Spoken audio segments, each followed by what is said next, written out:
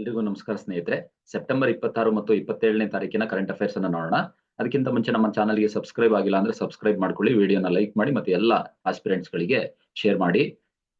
ಮೊದಲನೇದಾಗಿ 2024ರ ಶಾಸ್ತ್ರ ರಾಮಾನುಜನ್ ಪ್ರಶಸ್ತಿಯನ್ನ ಯಾರಿಗೆ ನೀಡಲಾಗಿದೆ? ಶಾಸ್ತ್ರ ರಾಮಾನುಜನ್ ಪ್ರಶಸ್ತಿ ಅಂತೇಳಿ ಕೊಡ್ತಾರೆ. ಅದನ್ನ ಯಾರಿಗೆ ಕೊಟ್ಟಿದ್ದಾರೆ 2024ರಲ್ಲಿ ಅಂದ್ರೆ ಆಪ್ಷನ್ ಸಿ, ಅಲೆಕ್ಸಾಂಡರ್ ಡನ್ ಅನ್ನುವಂತಹ ವ್ಯಕ್ತಿಗೆ, ಮ್ಯಾಥಮೆಟಿಕಲ್ ಎಕ್ಸ್ಪರ್ಟ್ ಗೆ ಕೊಟ್ಟಿರುವಂತದ್ದು. 2024ರ ಶಾಸ್ತ್ರ ರಾಮಾನುಜನ್ ಪ್ರಶಸ್ತಿಯನ್ನ ಇವರಿಗೆ ಕೊಟ್ಟಿದ್ದಾರೆ. ಅಲೆಕ್ಸಾಂಡರ್ ಡನ್ ಅವರಿಗೆ ಗಣಿತದಲ್ಲಿ, ಮ್ಯಾಥಮೆಟಿಕ್ಸ್ ಅಲ್ಲಿ ಅವರ ಸಾಧನೆಗಾಗಿ ನೀಡಲಾಗುವಂತಹ ಈ ಪ್ರಶಸ್ತಿ ಇದು.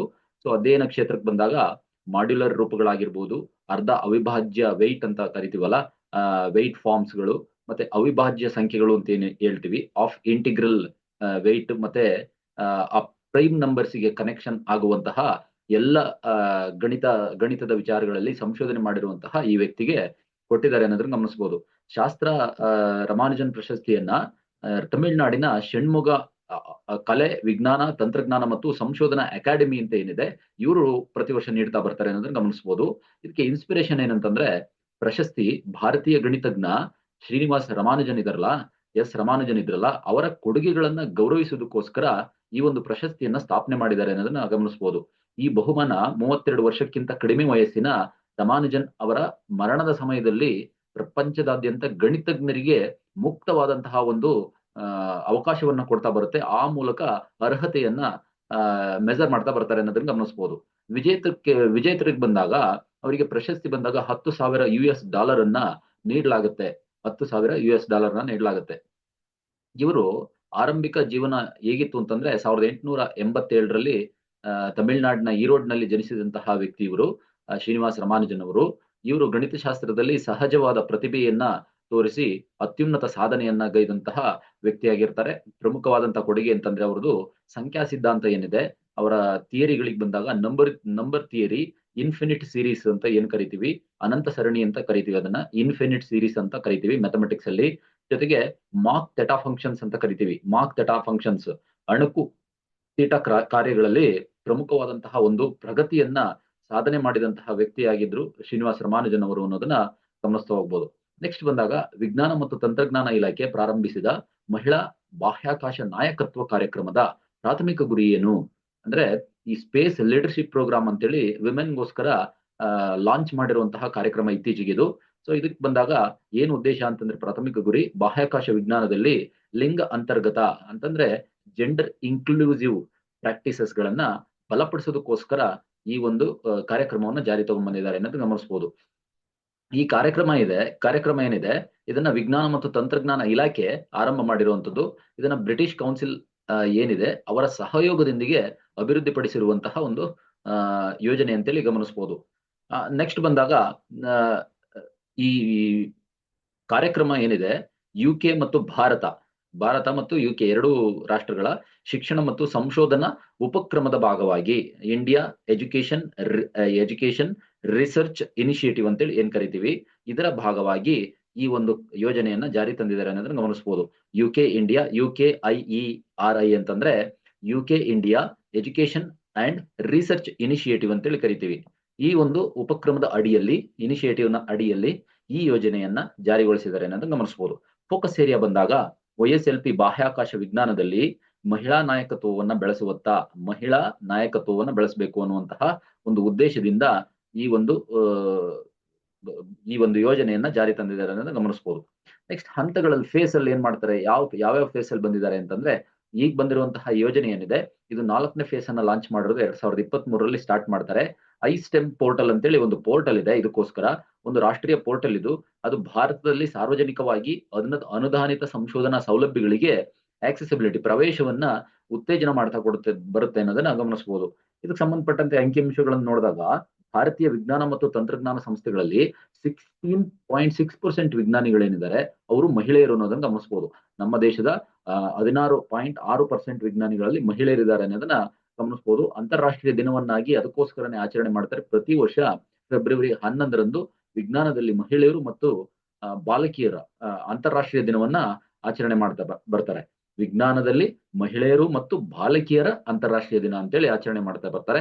ಸೊ ಇದನ್ನ ಈ ಒಂದು ಯೋಜನೆಯ ಭಾಗವಾಗಿರೋದ್ರಿಂದ ಫೆಬ್ರವರಿ 11 ಆಗಿದ್ರು ಕೂಡ ಈ ತಿಂಗಳಲ್ಲಿ ತಗೊಂಡಿದೀವಿ ಅನ್ನೋದನ್ನ ಗಮನಿಸಬಹುದು. ನೆಕ್ಸ್ಟ್ ತೈವಾನ್ ಜಲಸಂಧಿ ಅಂತಂದ್ರೇನು?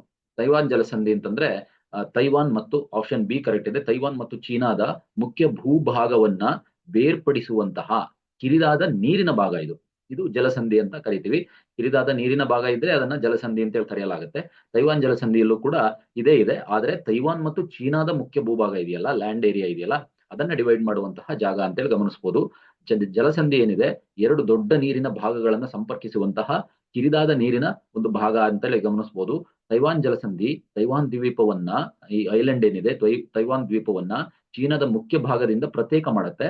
ಮತ್ತೆ ದಕ್ಷಿಣ ಚೀನಾ ಸಮುದ್ರವನ್ನ ಪೂರ್ವ ಚೀನಾ ಸಮುದ್ರದೊಂದಿಗೆ ಸಂಪರ್ಕ ಮಾಡ್ತಾ ಹೋಗುತ್ತೆ. ದಕ್ಷಿಣ ಚೀನಾ ಮತ್ತು ಪೂರ್ವ ಚೀನಾ ಸಮುದ್ರಕ್ಕೆ ಲಿಂಕ್ ಆಗೋದೆ ಈ ತೈವಾನ್ ದ್ವೀಪದ ಮತ್ತೆ ಚೀನಾದ ನಡುವಿನ ಭಾಗದ ಆ ಜಲಸಂಧಿಯಲ್ಲಿ. ಈ ತೈವಾನ್ ಜಲಸಂಧಿ ಏನಿದೆ, ಇದು ಅದರ ಕಿರಿದಾದ ಹಂತದಲ್ಲಿ ಸುಮಾರು 160 ಕಿಲೋಮೀಟರ್ ಅಗಲ ಇದೆ ಅಷ್ಟೇ. ಸೊ ಇದು ಪ್ರಮುಖವಾಗಿ ಹಡಗು ಮಾರ್ಗವಾಗಿರುವಂತಹ ಜಾಗ. ಇದು ಚೀನಾ ಮತ್ತು US ಮಿತ್ರ ದೇಶಗಳಿದಾವಲ್ಲ, ಇವುಗಳ ನಡುವಿನ ಉದ್ವಿಗ್ನತೆ ಏನಿದೆ, ಈ ಉದ್ವಿಗ್ನತೆಯಿಂದ ನಿರ್ಣಾಯಕವಾದಂತಹ ಭೂ ರಾಜಕೀಯ ಅಂತ ಏನ್ ಕರಿತೀವಿ, ಜಿಯೋ ಪಾಲಿಟಿಕ್ಸ್ ಅಂತ ಏನ್ ಕರಿತೀವಿ, ಇದು ಜಿಯೋ ಪಾಲಿಟಿಕ್ಸಿನ ಪ್ರಮುಖವಾದಂತಹ ಒಂದು ಪ್ರದೇಶ ಅಂತೇಳಿ ಗಮನಿಸಬಹುದು US ಮಿತ್ರ ದೇಶಗಳು ಮತ್ತು ಚೀನಾಗೆ.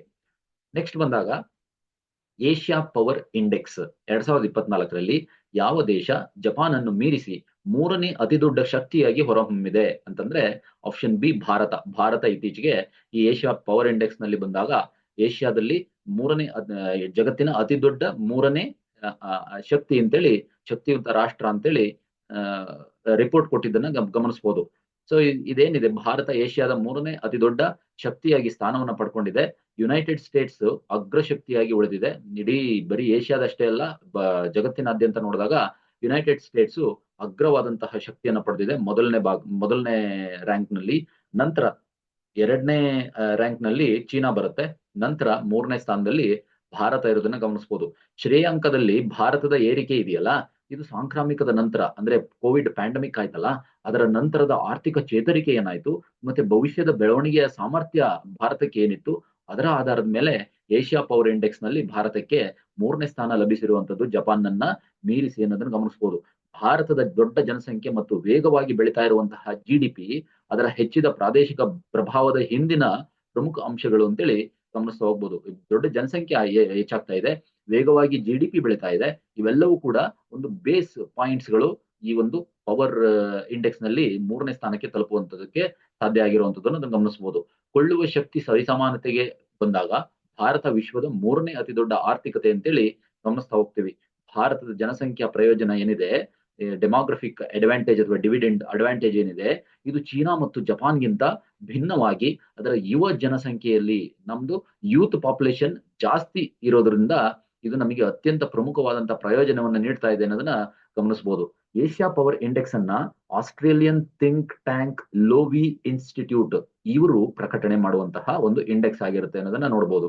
ಸೂಚ್ಯಂಕ, ಈ ಇಂಡೆಕ್ಸ್ ಏನಿದೆ, ಆರ್ಥಿಕ, ಮಿಲಿಟರಿ ಮತ್ತು ರಾಜತಾಂತ್ರಿಕ ಪ್ರಭಾವದ ಮೇಲೆ ಕೇಂದ್ರೀಕರಿಸುವಂತಹ ಏಷ್ಯಾದ 27 ದೇಶಗಳ ಶಕ್ತಿಯನ್ನ ಮಾಪನ ಮಾಡ್ತಾ ಹೋಗುತ್ತೆ. ಏಷ್ಯಾಕ್ ಬಂದಾಗ 27 ಕಂಟ್ರೀಸ್ ಗಳನ್ನ ಮೆಜರ್ ಮಾಡ್ತಾ ಹೋಗ್ತಾರೆ ಈ ಒಂದು ಇಂಡೆಕ್ಸ್ಗೆ. ನೆಕ್ಸ್ಟ್ ಬಂದಾಗ ರಾಷ್ಟ್ರೀಯ ಲಾಜಿಸ್ಟಿಕ್ಸ್ ನೀತಿ 2022ರ ಮುಖ್ಯ ಉದ್ದೇಶ ಏನು? ನ್ಯಾಷನಲ್ ಲಾಜಿಸ್ಟಿಕ್ಸ್ ಪಾಲಿಸಿ 2022 ಏನಿದೆ, ಇದರ ಅಬ್ಜೆಕ್ಟಿವ್ ಏನು ಅಂತಂದ್ರೆ ಆಪ್ಷನ್ ಬಿ ಕರೆಕ್ಟ್ ಇದೆ. GDPಯ 8%ಗೆ ಲಾಜಿಸ್ಟಿಕ್ಸ್ ವೆಚ್ಚವನ್ನ ಕಡಿಮೆ ಮಾಡಬೇಕು ಅಂತೇಳಿ, 8% ತಗೊಂಡ್ಬರ್ಬೇಕು, ಕಡಿಮೆ ಮಾಡಬೇಕು ಅನ್ನುವಂತಹ ಉದ್ದೇಶದಿಂದ ಈಗ ಅರೌಂಡ್ 14% ಇದೆ ಲಾಜಿಸ್ಟಿಕ್ಸ್ ಕಾಸ್ಟ್, ಅದನ್ನ 8% ತರಬೇಕು ಅನ್ನುವಂತಹ ಪ್ರಮುಖವಾದಂತಹ ಉದ್ದೇಶದೊಂದಿಗೆ ರಾಷ್ಟ್ರೀಯ ಲಾಜಿಸ್ಟಿಕ್ಸ್ ಪಾಲಿಸಿಯನ್ನ 2022 ನಲ್ಲಿ ಇಂಟ್ರೊಡ್ಯೂಸ್ ಮಾಡ್ತಾ ಹೋಗ್ತಾರೆ ಭಾರತ ಸರ್ಕಾರದಿಂದ.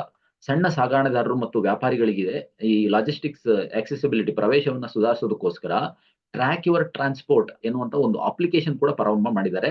ಅದನ್ನ ಟ್ರ್ಯಾಕ್ ಯುವರ್ ಟ್ರಾನ್ಸ್ಪೋರ್ಟ್ ಅಂತೇಳಿ ಕರೀತಾರೆ.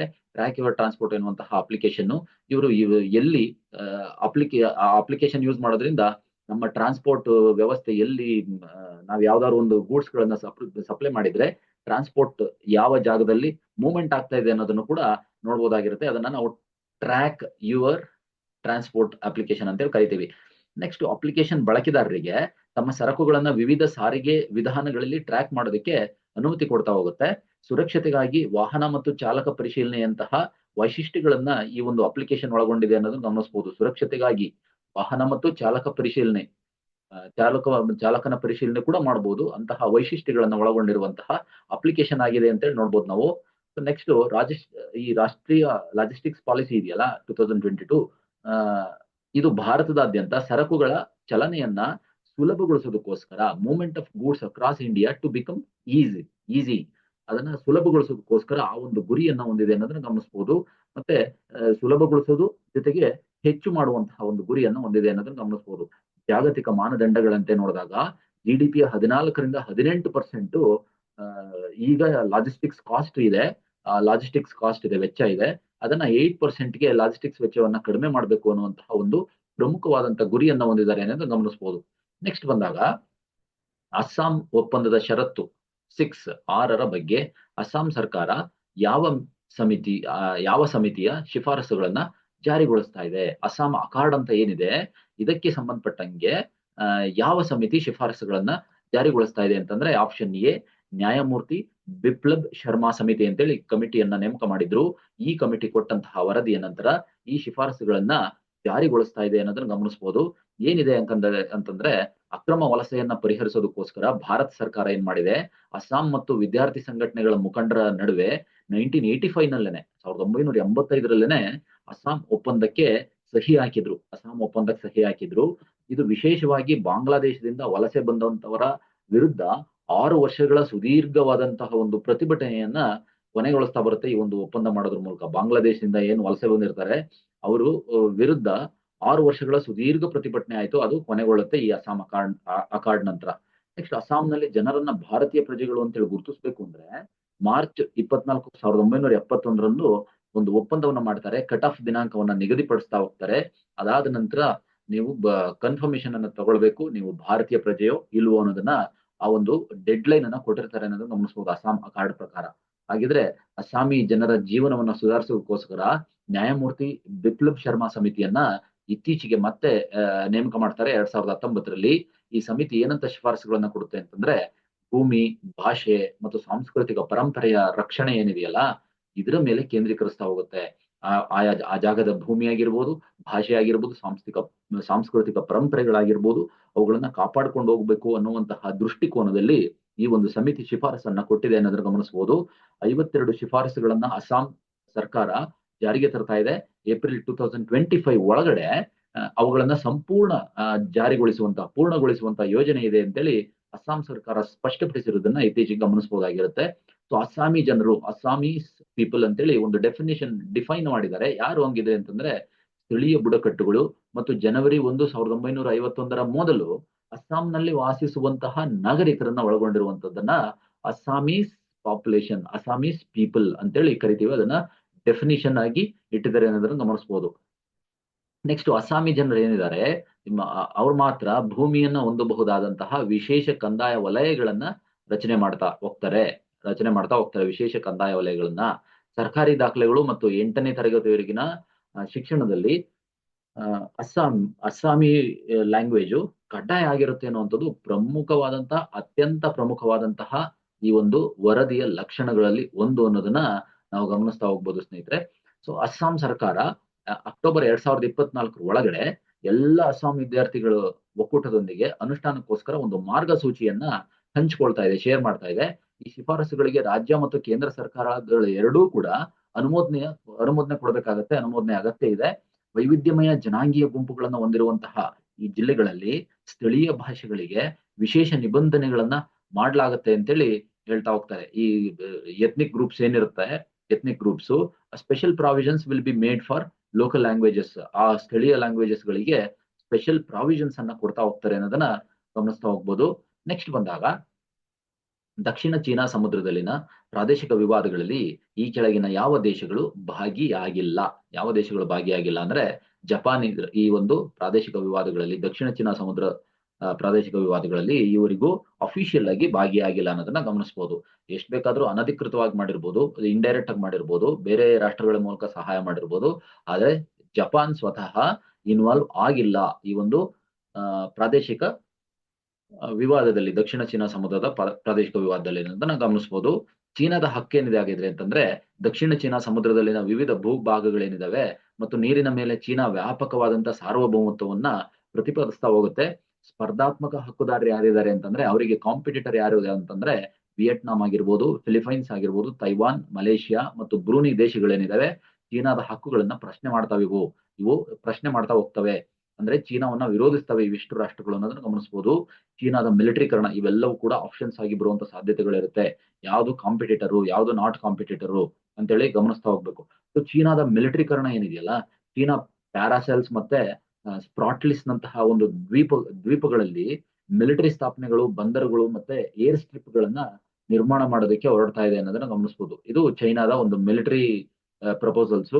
ಅದು ಆತಂಕವನ್ನು ಸೃಷ್ಟಿ ಮಾಡುತ್ತೆ ಅನ್ನೋದನ್ನ ಕಳವಳಕಾರಿಯಾಗಿ ನೋಡ್ಬೇಕಾಗತ್ತೆ ಅನ್ನೋದನ್ನ ಗಮನಿಸಬಹುದು. ನೆಕ್ಸ್ಟ್ ಉಡಿ ಅಂತೇಳಿ ಒಂದು ದ್ವೀಪ ಇದೆ, ಉಡಿ ಐಲ್ಯಾಂಡ್ ಅಂತೇಳಿ. ಯುದ್ಧ ವಿಮಾನಗಳಾಗಿರ್ಬೋದು, ಕ್ರೂಸ್ ಕ್ಷಿಪಣಿಗಳಾಗಿರ್ಬೋದು, ರಡಾರ್ ವ್ಯವಸ್ಥೆಯನ್ನ ನಿಯೋಜಿಸುವ ಮೂಲಕ ಚೀನಾ ಏನ್ ಮಾಡಿದೆ, ಉಡಿ ದ್ವೀಪವನ್ನ ಕಂಪ್ಲೀಟ್ ಆಗಿ ಮಿಲಿಟರೈಸ್ ಮಾಡಿದೆ, ಮಿಲಿಟರೀಕರಣಗೊಳಿಸಿದೆ ಅನ್ನೋದನ್ನ ನೋಡ್ಬೋದು.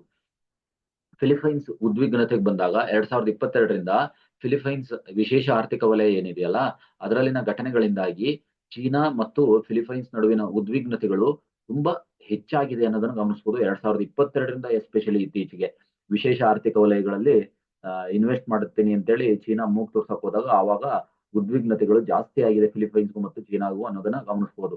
ಚೀನಾದ ಆಕ್ಷೇಪ ಏನು ಅಂತಂದ್ರೆ ಅಂತಾರಾಷ್ಟ್ರೀಯ ಕಾನೂನನ್ನ ಉಲ್ಲಂಘನೆ ಮಾಡಿ ಚೀನಾ ತನ್ನ ಇಇಝೆಡ್ ಏನಿದೆ, ವಿಶೇಷ ಆರ್ಥಿಕ ವಲಯ ಏನಿದೆ, ವಿದೇಶಿ ಮಿಲಿಟರಿಗಳ ಗುಪ್ತಚರ ಸಂಗ್ರಹಣೆ ಚಟುವಟಿಕೆಗಳನ್ನ ವಿರೋಧಿಸ್ತಾ ಹೋಗುತ್ತೆ ಅನ್ನೋದನ್ನ ಗಮನಿಸಬಹುದು. ಅಂದ್ರೆ China opposes intelligence gathering activities ಆಗಿರ್ಬೋದು by foreign militaries in its EEZ citing international ಲಾ.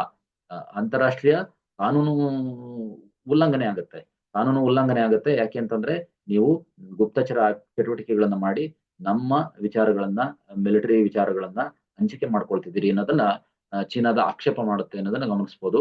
ಜಪಾನ್ನ ಪಾತ್ರ ಏನಿದೆ ಅಂದ್ರೆ ನೇರವಾಗಿ ಭಾಗಿಯಾಗಿಲ್ಲ, ಹೇಳಿದೆ ನಾನಾಗ್ಲೇ, ನೇರವಾಗಿ ಭಾಗಿಯಾಗಿಲ್ಲ. ಡೈರೆಕ್ಟ್ ಆಗಿ ಚೀನಾದ ಪ್ರಭಾವವನ್ನ ಎದುರಿಸೋದಕ್ಕೋಸ್ಕರ ಜಪಾನ್ ಏನ್ ಮಾಡಿದೆ, ಮಿಲಿಟರಿ ನೆರವಿನೊಂದಿಗೆ ವಿಯೆಟ್ನಾಂ ಜೊತೆಗೆ ಸೇರ್ಕೊಳ್ಳೋದು, ಫಿಲಿಪೈನ್ಸ್ ಜೊತೆಗೆ ಸೇರ್ಕೊಳ್ಳೋದು, ಭಾರತದೊಟ್ಟಿಗೆಯೂ ಕೂಡ ಇದೆ. ಇತ್ತೀಚೆಗಾದಂತ ಕ್ವಾಡ್ ಸಮಿಟ್ ಏನಿದೆ ಇದು ಕೂಡ ಇದರ ಭಾಗವಾಗಿರುತ್ತೆ. ಕೊಲಾಬ್ರೇಷನ್ ನಲ್ಲಿ ಚೀನಾವನ್ನ ಎದುರಿಸೋದಕ್ಕೆ ಒಂದಷ್ಟು ಪ್ಲಾನ್ಸ್ ಗಳನ್ನು ಕೂಡ ಮಾಡಿರ್ತಾರೆ. ನೆಕ್ಸ್ಟ್ ಬಂದಾಗ ಫಿಲಿಪೈನ್ಸ್ ಹಕ್ಕು ಏನಿದೆ, ಫಿಲಿಪೈನ್ಸ್ ಈ ಸ್ಪ್ರಾಟ್ಲಿ ದ್ವೀಪಗಳಿದಾವಲ್ಲ ಈ ಕೆಲವು ಭಾಗಗಳನ್ನ ನಂದು ಅಂತೇಳಿ ಫಿಲಿಪೈನ್ಸ್ ಪ್ರತಿಪಾದನೆ ಮಾಡ್ತಾ ಹೋಗುತ್ತೆ. ಮತ್ತೆ ಸ್ಕಾರ್ಬರೋ ಶೋಲ್ ಅಂತೇಳಿ ಏನಿದೆ ಆ ಭಾಗವನ್ನು ಕುರಿತು ಕೂಡ ಚೀನಾವನ್ನ ವಿರೋಧಿಸ್ತಾ ಹೋಗುತ್ತೆ ಅನ್ನೋದನ್ನ ಗಮನಿಸಬಹುದು. ನೆಕ್ಸ್ಟ್ ಮಲೇಷ್ಯಾ ಮತ್ತು ಬ್ರೂನಿಗೆ ಬಂದಾಗ ಈ ಎರಡು ದೇಶಗಳು ಅಷ್ಟೇನೆ ದಕ್ಷಿಣ ಚೀನಾ ಸಮುದ್ರ ಇದೆಯಲ್ಲ ಅದರಲ್ಲಿರುವಂತ ಕೆಲವೊಂದು ಭಾಗಗಳನ್ನ ನಮಗೆ ಜಾಗ ಸೇರ್ಬೇಕು ಅಂತೇಳಿ ಕ್ಲೈಮ್ ಮಾಡ್ತಾ ಹೋಗ್ತವೆ ಕೆಲವೊಂದು ಭಾಗಗಳನ್ನ ಅನ್ನೋದನ್ನ ಗಮನಿಸಬಹುದು. ನೆಕ್ಸ್ಟ್ ವ್ಯಾಪಾರ ಮಾರ್ಗದ ಮಹತ್ವಕ್ಕೆ ಬಂದಾಗ ಹೆಚ್ಚು ಕಡಿಮೆ 3.37 ಟ್ರಿಲಿಯನ್ ಮೌಲ್ಯದ ಜಾಗತಿಕ ವ್ಯಾಪಾರದ 21% ಏನಿದೆ ಇದು ಹೆಚ್ಚು ದಕ್ಷಿಣ ಚೀನಾ ಸಮುದ್ರದ ಮೂಲಕನೇ ಅದು ಹೋಗುತ್ತೆ. 21% ದಕ್ಷಿಣ ಚೀನಾ ಸಮುದ್ರದ ಮೂಲಕ ಹಾದು ಹೋಗುತ್ತೆ. ಅಷ್ಟು ಇಂಪಾರ್ಟೆಂಟ್ ಈ ಒಂದು ಜಲಸಂಧಿ ಆ ಮೂಲಕ ಅದು ಹೋಗ್ತಾ ಹೋಗುತ್ತೆ. ತೈವಾನ್ ಜಲಸಂಧಿ ಅಂತ ಏನ್ ನೋಡಿದ್ವಿ ಅದು ಬಹಳ ಪ್ರಮುಖವಾದಂತ ಜಾಗ. ಯಾಕಂತಂದ್ರೆ ಫಾರ್ ಟ್ರಾನ್ಸ್ಪೋರ್ಟ್, ಶಿಪ್ಪಿಂಗ್ ಟ್ರಾನ್ಸ್ಪೋರ್ಟ್ಗೆ ಅನ್ನೋದನ್ನ ಗಮನಿಸಬಹುದು. ಅದರಲ್ಲಿ 21% ಜಾಗತಿಕ ವ್ಯಾಪಾರದ ಚಟುವಟಿಕೆಗಳು ಈ ಭಾಗದಲ್ಲೇ ನಡೀತವೆ ಅನ್ನೋದನ್ನ ಗಮನಿಸಬಹುದು. ನೈಸರ್ಗಿಕ ಸಂಪನ್ಮೂಲಗಳಿಗೆ ಬಂದಾಗ ದಕ್ಷಿಣ ಚೀನಾ ಏನಿದೆ ದಕ್ಷಿಣ ಚೀನಾ ಸಮುದ್ರವು ತೈಲ ಆಗಿರ್ಬೋದು, ನೈಸರ್ಗಿಕ ತೈಲ ಆಗಿರ್ಬೋದು, ನೈಸರ್ಗಿಕ ಅನಿಲ ಅಂತ ಕರಿತೀವಿ, ಮತ್ತು ಮೀನುಗಾರಿಕೆ ಸಂಪನ್ಮೂಲಗಳಿಂದ ಸಮೃದ್ಧವಾದಂತಹ ಒಂದು ಜಾಗ ಅಂತೇಳಿ ನಾವು ಗಮನಿಸ್ತಾ ಹೋಗ್ಬೋದು. ನೆಕ್ಸ್ಟ್ ಬಂದ್ರೆ ಕ್ಯಾಸವರಿಗಳು ಅಂತ ಏನಿದೆ, ಹಾರಾಟ ಮಾಡದೇ ಇರುವಂತಹ ಪಕ್ಷಿಗಳು ಅಂತ ಕರಿತೀವಿ. ಕ್ಯಾಸವರಿಗಳ ಬಗ್ಗೆ ಈ ಕೆಳಗಿನ ಯಾವ ಹೇಳಿಕೆಗಳು ನಿಜ ಆಗಿದಾವೆ ಅಂತ ಬಂದಾಗ ಅದು ಆಪ್ಷನ್ ಬಿ ಆಗಿರುತ್ತೆ. ಅವುಗಳು ಕ್ಯಾಸೋರಿಯಸ್ ಕುಲಕ್ಕೆ ಸೇರಿದವರು ಅಂತ ಕನ್ಸಿಡರ್ ಮಾಡಬಹುದು. ಕ್ಯಾಸೋರಿಯಸ್ ಕುಲಕ್ಕೆ ಸೇರಿದವರು ಈ ಒಂದು ಹಕ್ಕಿಗಳ ಗುಂಪು ಅಂತೇಳಿ. ಮತ್ತೆ ರ್ಯಾಟೈಟ್ಸ್ ಅಂತೇಳಿ ಕರಿತೀವಿ. ರ್ಯಾಟೈಟ್ಸ್ ಅಂತೇಳಿ ಅವುಗಳನ್ನ ಕ್ಲಾಸಿಫಿಕೇಶನ್ ಮಾಡ್ತಾ ಹೋಗ್ತೀವಿ, ವರ್ಗೀಕರಣ ಮಾಡ್ತಾ ಹೋಗ್ತೀವಿ ಅನ್ನೋದನ್ನ ಗಮನಿಸಬಹುದು. ಈ ಕ್ಯಾಸವರಿಗಳು ಅಂತ ಏನಿದಾವೆ ಇವು ಕ್ಯಾಸೋರಿಯನ್ ಕುಲದ ಹಾರಾಟ ಮಾಡದೇ ಇರುವಂತಹ ಪಕ್ಷಿಗಳು ಮತ್ತೆ ಕ್ಯಾಸುವಾರಿ ಫಾರ್ಮ್ಸ್ ಕ್ರಮಕ್ಕೆ ಸೇರಿದಂತಹ ಪಕ್ಷಿಗಳು ಅಂತೇಳಿ ಗಮನಿಸಬಹುದು. ಅವುಗಳನ್ನ ರ್ಯಾಟೈಟ್ಸ್ ಅಂತೇಳಿ ವರ್ಗೀಕರಿಸಲಾಗಿದೆ. ಅಂದ್ರೆ ಅವು ಹಾರೋದಕ್ಕೆ ಸಾಧ್ಯ ಇಲ್ಲ, ಹಾರಾಟ ಮಾಡೋದಿಲ್ಲ ಅವು ಅಂತೇಳಿ ಅರ್ಥ. ಆಸ್ಟ್ರಿಚ್ ಮತ್ತೆ ಎಮು ಇದೆಯಲ್ಲ ಇವುಗಳ ನಂತರ ಈ ಕ್ಯಾಸೋವರಿ ಇದೆಯಲ್ಲ ಇದು 3ನೇ ಎತ್ತರದ ಮತ್ತು 2ನೇ ಭಾರವಾದ ಜೀವಂತ ಪಕ್ಷಿಯಾಗಿದೆ ಅನ್ನೋದನ್ನ ಗಮನಿಸಬಹುದು. ಅದು ಆಸ್ಟ್ರಿಚ್ ಮತ್ತೆ ಎಮು ಅಂತೇಳಿ ಗಮನಿಸಬಹುದು. ಆಸ್ಟ್ರಿಚ್ ಫಸ್ಟ್ ಅಲ್ಲಿದೆ, ಎಮು ಸೆಕೆಂಡ್ ಅಲ್ಲಿದೆ. ಈಗ ಥರ್ಡ್ ಒಂದು ನಗ ಕ್ಯಾಸವರಿಗಳು ಅಂತೇಳಿ ಎಂಟರ್ ಆಗ್ತವೆ ಅನ್ನೋದನ್ನ ನಾವು ಗಮನಿಸ್ತಾ ಹೋಗ್ಬೋದು. 3 ಜಾತಿಯ ಕ್ಯಾಸವರಿಗಳಿದಾವೆ. ಅದರಲ್ಲಿ ಒಂದು ಸದರನ್ ಕ್ಯಾಸವರಿ ಸೌತ್, ಇನ್ನೊಂದು ನದರನ್ ಕ್ಯಾಸವರಿ ಉತ್ತರದ, ಮತ್ತೆ ಇನ್ನೊಂದು ಡ್ವಾರ್ಫ್ ಕ್ಯಾಸವರಿ ಅಂತ ಬರುತ್ತೆ. ಈ ವಿಶಿಷ್ಟ ಪಕ್ಷಿಗಳ ಬಗ್ಗೆ ಜಾಗೃತಿ ಮೂಡಿಸೋದಕ್ಕೋಸ್ಕರ ವಾರ್ಷಿಕವಾಗಿ ಸೆಪ್ಟೆಂಬರ್ 26ನೇ ತಾರೀಕು ಇದೆಯಲ್ಲ, ಇದನ್ನ ವಿಶ್ವ ಕ್ಯಾಸವರಿ ದಿನ ಅಂತೇಳಿ ಆಚರಣೆ ಮಾಡ್ತಾರೆ. ಹಾಗಾಗಿ ಇತ್ತೀಚೆಗೆ ಇದು ಸುದ್ದಿಯಲ್ಲಿ ಇದನ್ನ ಗಮನಿಸಬಹುದು. ಸೆಪ್ಟೆಂಬರ್ 26ರಂದು ನಾವು ವಿಶ್ವ ಕ್ಯಾಸವರಿ ದಿನ ಅಂತೇಳಿ ಆಚರಿಸ್ತೀವಿ ಅಂತೇಳಿ. ಇದಿಷ್ಟು ಸ್ನೇಹಿತರೆ ಇವತ್ತಿನ ಕರೆಂಟ್ ಅಫೇರ್ಸ್ ಆಗಿತ್ತು. ಎಲ್ರಿಗೂ ಧನ್ಯವಾದಗಳು. ಇದು ನಾನು ಬರೆದಿರುವಂತಹ ಕರ್ನಾಟಕ ಎಕನಾಮಿಕ್ ಸರ್ವೆ ಮೇಲಿನ ಬುಕ್ಕು, ಕರ್ನಾಟಕ ಆರ್ಥಿಕ ಸಮೀಕ್ಷೆ. ತುಂಬಾ ಸಹಾಯ ಆಗುತ್ತೆ. ಈ ವರ್ಷ ನೋಟಿಫಿಕೇಶನ್ ಏನಾಗಿದೆ, ಎಲ್ಲ ಎಕ್ಸಾಮ್ಸ್ ಗಳಿಗೂ ಕರ್ನಾಟಕ ಎಕಾನಮಿ ಅಂತ ಕೇಳಿದಾಗ 100% ಕರ್ನಾಟಕ ಎಕನಾಮಿಕ್ ಸರ್ವೆಯನ್ನ ಒಂದು ಮೇಜರ್ ಕಂಟೆಂಟ್ ಆಗಿ ಕವರ್ ಮಾಡ್ತಾ ಹೋಗ್ತಾರೆ. ಹಾಗಾಗಿ ಬಹಳ ಇಂಪಾರ್ಟೆಂಟ್ ಆಗುತ್ತೆ. ಹತ್ತಿರದ ಬುಕ್ ಸ್ಟೋರ್ಸ್ ಗಳಲ್ಲಿ ನೀವು ಪರ್ಚೇಸ್ ಮಾಡಬಹುದು. ಯಾವ ಬುಕ್ ಸ್ಟೋರ್ಸ್ ಗಳಲ್ಲಿ ಲಭ್ಯ ಇದೆ ಇಲ್ಲ ಅನ್ನೋದನ್ನ ಒಂದು ಕನ್ಫರ್ಮ್ ಮಾಡ್ಕೊಳ್ಳಿ, ನನ್ನ ನಂಬರ್ಗೆ ಮೆಸೇಜ್ ಮಾಡಿ. ನಂತರ ನೀವು ಆರಾಮಾಗಿ ಪರ್ಚೇಸ್ ಮಾಡಬಹುದಾಗಿರುತ್ತೆ. ಬಳಸ್ಕೊಳ್ಳಿ, ತುಂಬಾ ಅನುಕೂಲ ಆಗುತ್ತೆ. ಈ ವರ್ಷ ಆಗುವಂತ ಎಲ್ಲ ಎಕ್ಸಾಮ್ಸ್ ಗಳಿಗೂ ಅನುಕೂಲ ಆಗುತ್ತೆ. ಯಾಕಂದ್ರೆ ಇತ್ತೀಚೆಗೆ ಆದಂತಹ KS ಪ್ರೊಬೇಷನರಿ ಎಕ್ಸಾಮ್ ನಲ್ಲಿ ಮೋರ್ ದೆನ್ 8 ಕ್ವಶನ್ಸ್ ಬರೀ ಪೇಪರ್ 2 ನಲ್ಲೇ ಬಂದಿತ್ತು ಈ ಬುಕ್ ನಿಂದ, ನಾನು ಬರೆದಿರುವಂತಹ ಬುಕ್ ನಿಂದ. ಖಂಡಿತವಾಗೂ ಹಾಗಾಗಿ ಸ್ಕೀಮ್ಸ್, ಸರ್ಕಾರದ ಯೋಜನೆಗಳು ಎಲ್ಲವೂ ಕೂಡ ಇರೋದ್ರಿಂದ ಬಹಳ ಸಹಾಯ ಆಗ್ತಾ ಬರುತ್ತೆ ಅನ್ನೋದನ್ನ ಭರವಸೆ ನೀಡಬಹುದಾಗಿರುತ್ತೆ. ಸೊ ಇದಿಷ್ಟು. ಮತ್ತೆ ನಮ್ಮ ಚಾನೆಲ್ನ ಕೆಳಗಡೆ, ವಿಡಿಯೋ ಕೆಳಗಡೆ ಡಿಸ್ಕ್ರಿಪ್ಷನ್ ಬಾಕ್ಸ್ ನಲ್ಲಿ ಟೆಲಿಗ್ರಾಮ್ ಗ್ರೂಪಿನ ಲಿಂಕ್ ಅನ್ನು ಕೊಡಲಾಗಿದೆ. ಜಾಯಿನ್ ಆಗೋದ್ರ ಮೂಲಕ ನೀವೆಲ್ಲ ಅಪ್ಡೇಟ್ಸ್ ಗಳನ್ನ ಪಡ್ಕೊಳ್ಬಹುದಾಗಿರುತ್ತೆ. ಸೊ ಇಲ್ಲಿಗೆ ಈ ಸೆಷನ್ ಅನ್ನ ಎಂಡ್ ಮಾಡೋಣ. ನೆಕ್ಸ್ಟ್ ಸೆಷನ್ ಅಲ್ಲಿ ಸಿಗೋಣ. ಎಲ್ರಿಗೂ ಧನ್ಯವಾದಗಳು. ನಮಸ್ಕಾರ.